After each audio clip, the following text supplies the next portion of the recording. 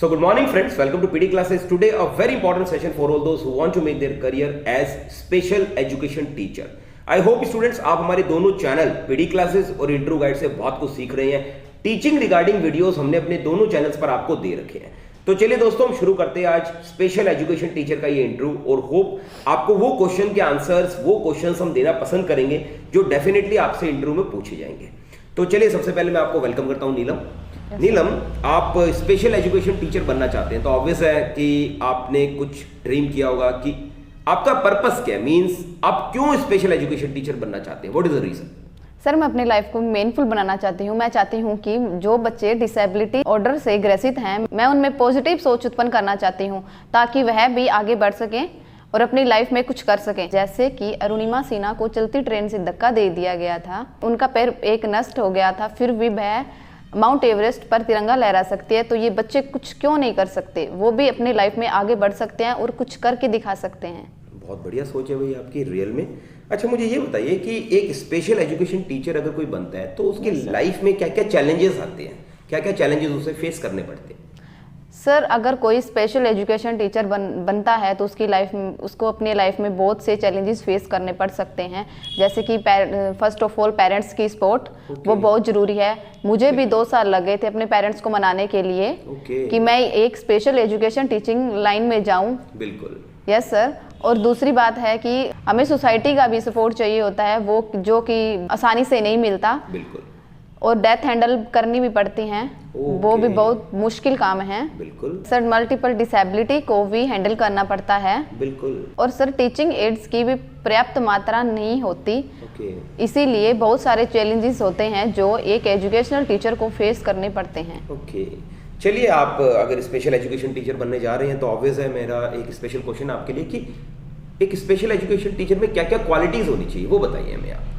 Sir, एक special education teacher में बहुत सारी क्वालिटी होनी चाहिए, जैसे कि उन्हें पता होना चाहिए कि स्टूडेंट की साइकोलॉजी के बारे में। स्पेशल एजुकेशनल टीचर में क्वालिटीज़ होनी भी बहुत ज़रूरी है, जैसे कि उनमें धैर्य भी होना चाहिए और उनको यह भी पता होना चाहिए कि बच्चे की साइकोलॉजी के बारे में डीपली पता होना चाहिए। टीचर का एक कर्तव्य यही नहीं होता कि वह बच्चे को होमवर्क दें और पढ़ाएं, उनका ये भी कर्तव्य होता है कि वह उनमें अच्छे से संस्कार डालें ताकि वो आगे बढ़ सकें।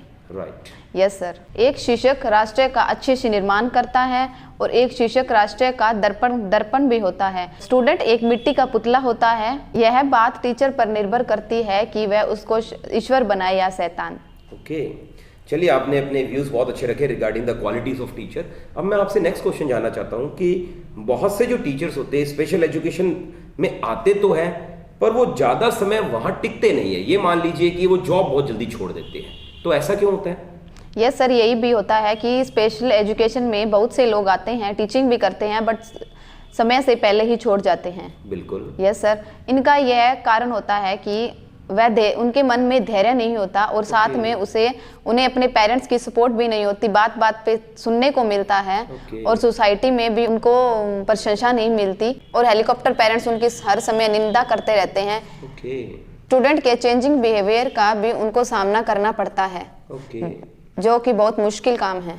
बिल्कुल, तो ये सब रीजन होते हैं आपके हिसाब से कि पेरेंट्स का सपोर्ट कई बार नहीं मिलता, कई बार सोसाइटी उन्हें अप्रिशिएट नहीं करती।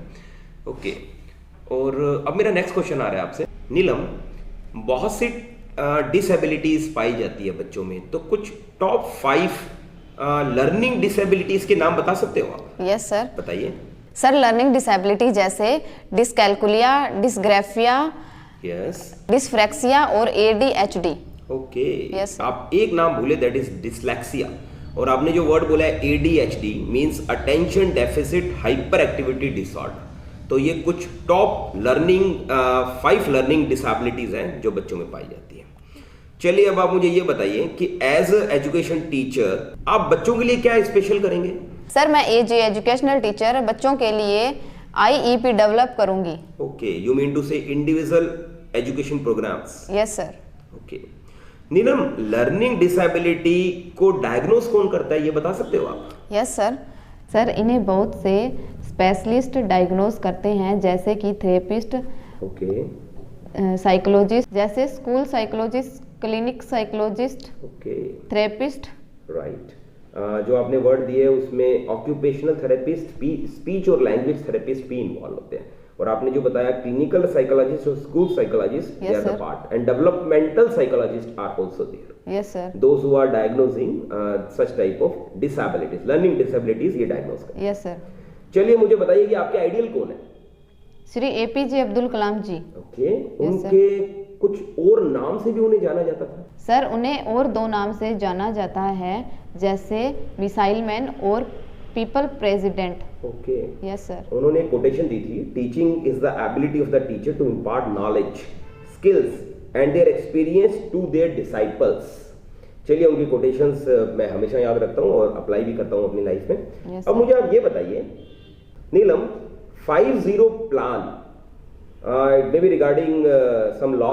Yes sir. इसके अकॉर्डिंग आप मुझे ये बताइए कि ये प्लान क्या कहता है? सर जो बच्चे लॉ के अकॉर्डिंग डिसेबिलिटीज से ग्रसित हैं उन्हें एजुकेशन के साथ एकोमोडेशन भी दिया जाता है। Okay, this is a facility given in 504 plan. Yes sir. That's wonderful. चलिए अब मैं आपसे जानना चाहता हूँ कि टीचिंग लाइन में आप क्यों आना चाहती हैं? What is the reason? Sir यह एक नोबल प्रोफेशन है जिसकी मैं बहुत रिस्पेक्ट करती हूँ। ओके, आपके हिसाब से ये बहुत नोबल है, तो आप इस पर्टिकुलर प्रोफेशन में आना चाहते हैं? Yes sir. सर पैसा तो हम हर काम से कमा सकते हैं, पर जो बच्चों को पढ़ाकर और उनको आगे बढ़ाकर खुशी मिलती है वो हर कोई प्रोफेशन में नहीं मिलती। ओह, आपकी सोच बहुत अच्छी है, वेरी गुड। नीलम, आपके फ्रेंड्स आपके बारे में क्या कहते हैं? सर मेरे फ्रेंड्स मेरे बारे में बहुत अच्छा सोचते हैं कि मैं बहुत हंसमुख हूँ और मैं हर किसी के साथ अच्छे से घुल मिल लेती हूँ। हर कोई भी मेरे बारे में अच्छा सोचता है। मैं किसी को भी कुछ भी कभी नहीं कहती। अगर किसी को कुछ कहना भी हो तो मैं किसी की पीठ के पीछे बुराई नहीं करती, मैं उसी के मुंह पे कहती हूँ। Yes sir. नीलम, आपकी हॉबीज क्या है? सर मेरी हॉबीज़ हैं पढ़ना और पढ़ाना। मुझे पढ़ना बहुत अच्छा लगता है और पढ़ाना भी। ओके। Yes sir. और मुझे दोस्त बनाना भी बहुत अच्छा लगता है। Very good. जो फिजिकल डिसेबिलिटीज़ के जो बच्चे हैं तो आप उन्हें पढ़ाते समय किस तरीके से कैसे पढ़ा देंगे, क्या करेंगे आप? सर मैं उन्हें अपना दोस्त बना लूँगी और बहुत अच्छे से पढ़ाऊँगी। ओके। Yes sir. नीलम, किस तरह के लोगों के साथ आप काम करना पसंद नहीं करती है? सर मैं वर्सटाइल गर्ल हूँ, मैं हर किसी के साथ अच्छे से घुल मिल लेती हूँ जल्द ही, बट मुझे पसंद नहीं वो लोग जो कि पीठ के पीछे बुराई करें और सामने कुछ और बाद में कुछ और हों। इसीलिए मैं पूरे लोगों के साथ काम करना नहीं पसंद करती। Yes sir. नीलम, आप किस तरह के टेलीविजन प्रोग्राम्स देखना पसंद करते हैं और क्या सीखते हैं उनसे? सर मेरा फेवरेट सीरियल ये रिश्ता क्या कहलाता है, मैं वही देखती हूँ सर। उसे मुझे वो देखना मुझे बहुत पसंद है। उसे मुझे ये भी पता चलता है कि सोसाइटी में कैसे रहना चाहिए और कैसी प्रॉब्लम्स फेस करनी पड़ती हैं सोसाइटी में रह के। नीलम, मान लीजिए आपके साथ एक कलीग है, वो भी आपके ही वहीं पढ़ाते हैं। Yes sir. और आज वो एब्सेंट है, तो उनकी क्लास को आपको संभालना है, तो आप कैसे मैनेज करोगे? सर मैं दोनों क्लासेस साथ में बहुत अच्छे से लूँगी, साथ में बिठा लूँगी सभी को। और बहुत अच्छे से क्लास लूँगी। Yes sir. नीलम, आप टीचर बनने जा रही हैं तो ऑब्वियस है आपकी भी कोई फेवरेट टीचर होगी। Yes sir. तो आपकी फेवरेट टीचर का नाम और हमें बताइए कि उनमें क्या क्वालिटीज थी? सर मेरी फेवरेट टीचर थी मोनिका मैम। वो बहुत अच्छे थे, हंसमुख भी थे, जल्दी ही किसी के साथ घुल मिल जाते थे। और वो मैम मेरे को बहुत अच्छे लगते थे और हर किसी स्टूडेंट के साथ फ्रेंडली बिहेवियर करते थे, जैसे उनसे लगता नहीं था कि हमारे टीचर हैं। फ्रेंडली रहते थे हमारे साथ। आप उनसे डरते नहीं थे? नहीं सर, वैसे डरती तो थी पर वो वैसे अच्छे थे।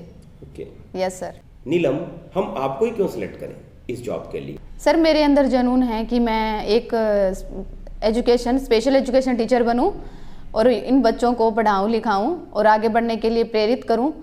सर प्लीज़ आपसे रिक्वेस्ट है सर, मुझे एक बार प्लीज़ मौका दीजिए ताकि मैं अपनी स्ट्रेंथ शो कर सकूं। श्योर, हम आपको अवसर देंगे, नो प्रॉब्लम। नीलम, आपकी स्ट्रेंथ्स और वीकनेस बताइए। सर मेरी स्ट्रेंथ यह है कि मैं बहुत ईमानदार हूं और वीकनेस यह है कि फिलहाल मैं अपनी इंग्लिश ग्रामर पे वर्क कर रही हूँ, वो थोड़ी मेरी वीक है। नीलम, मान लीजिए हम आपको सिलेक्ट कर लेते हैं, पर कल आपको लगता है कि फिजिकल डिसेबिलिटीज बच्चे या जो लर्निंग एबिलिटीज में कमी है तो इन बच्चों को आप नहीं पढ़ा पा रही हैं, तो आप छोड़ देंगे? नो सर, मैं नहीं छोड़ूंगी। मैं रोलिंग स्टोन नहीं बनना चाहती। ये मेरा जुनून है, यह मैं सोच भी नहीं सकती कि ये मैं इस प्रोफेशन को छोड़ूं, इसलिए मैं इनको बहुत अच्छे से पढ़ाऊंगी। नीलम, आप हमसे कोई क्वेश्चन पुट अप करना चाहेंगे? सर वैसे तो मैं बहुत अच्छे से प्रिपेयर करके आई हूँ, पर अगर मुझे ट्रेनिंग मिले तो मैं और अच्छे से ट्रेनिंग करवा सकती हूँ। Yes, sir. Definitely give you chance, no worry at all. आपसे हमने जितने भी क्वेश्चंस पूछे आपने अच्छे बताए। अपने व्यूवर से भी मैं डिस्कस करना चाहूँगा दोस्तों कि यदि आप टीचिंग प्रोफेशन के अंदर जा रहे हैं तो उम्मीद करता हूँ कि हमारे दोनों चैनल पीडी क्लास और इंट्रो गाइड को आप बिल्कुल नहीं छोड़ेंगे। उस पर आपको टीचिंग के बहुत से वीडियोस मिलेंगे और लास्ट तक जो बच्चे हमारे वीडियोस देखते हैं बिल्कुल उनको हम एक टिप देते हैं। और आज का जो टिप है दोस्तों बहुत इंटरेस्टिंग है। मैंने क्वेश्चन पुटअप किया था हमारे सामने कैंडिडेट नीलम से कि नीलम आप हमारी जॉब कब तक ज्वाइन करेंगे, यानी कि आप कितने समय तक यहाँ रहेंगे। और बहुत कॉमन क्वेश्चन है जो इंटरव्यूअर आपसे जरूर पूछता है। तो इस क्वेश्चन के अंदर यदि आप ऐसे बोलते हैं, नीलम ने ऑलरेडी एक लाइन बोली थी, आपने सुना होगा, I don't want to be a rolling stone in my life.